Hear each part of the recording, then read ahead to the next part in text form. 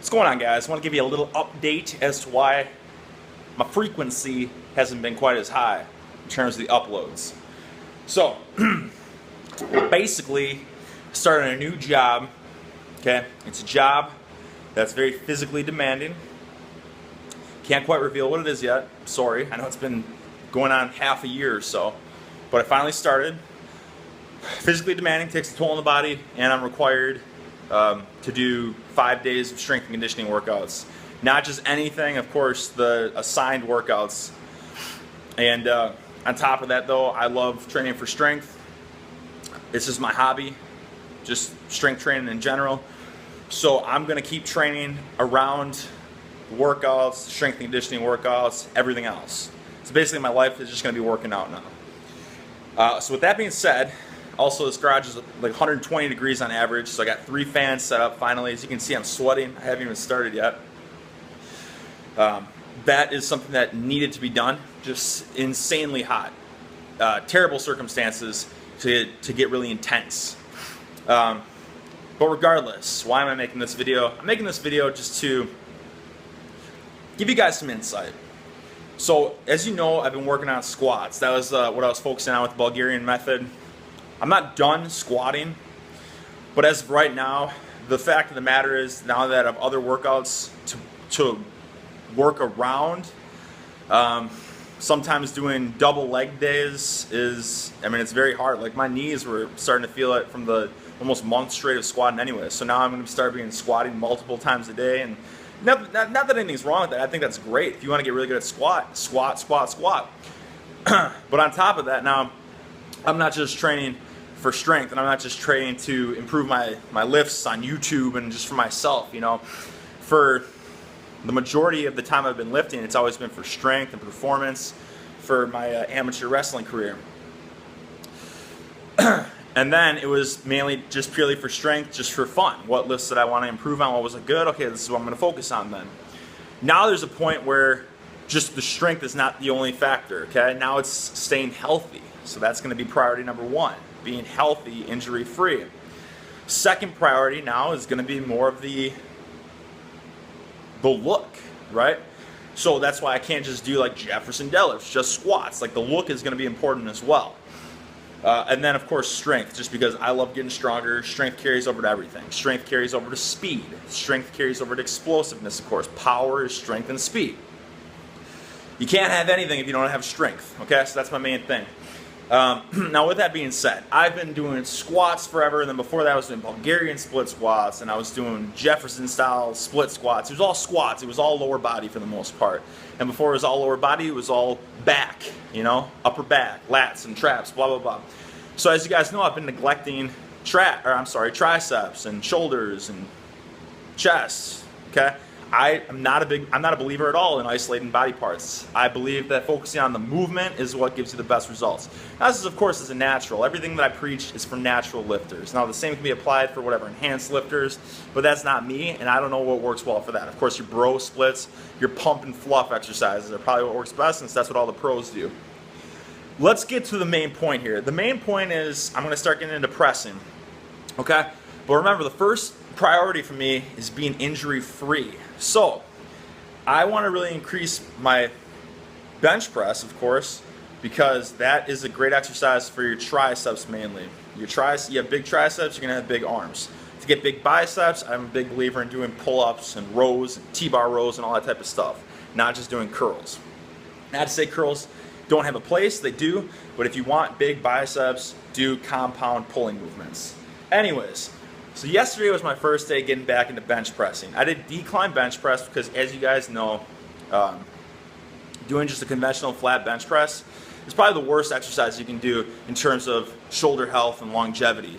Okay, and you may say, well, it depends on how you bench press. Yes and no, because if you're benching too low, for instance, you can hurt your AC joint. All right, if your elbows are flaring, you can hurt your rotator cuff. If you bench press too often, just conventional, like no variation with it, you can get shoulder impingement. So there's a lot of cons that come with just bench press, flat bench, flat bench, flat bench. So I'm a big believer in doing decline. Okay, it's a slight decline. It's not one of those decline like crunch sit-up benches that you see at like a commercial gym. It's a slight decline. So I did decline bench yesterday for the first time, just trying it out. Since I haven't focused on bench press now, honestly, it's been over a year and a half. Last time I checked out my benching videos on Instagram, which is when I actually focused on it, my numbers were 315 for 12 on the flat bench, or it was a very slight incline. I just elevated the back of the bench, and I don't even remember what it was, 445 maybe or something like that. But anyways, I got a long ways to go to get back to, pressing shape. So my shoulders are tender, my triceps feel good, my chest is a little tender. So what am I going to do today? I'm going to do reverse band. Now I don't care what anyone says. Well, reverse band is not for raw lifters. Okay, first of all, raw lifting only applies if you're a power lifter.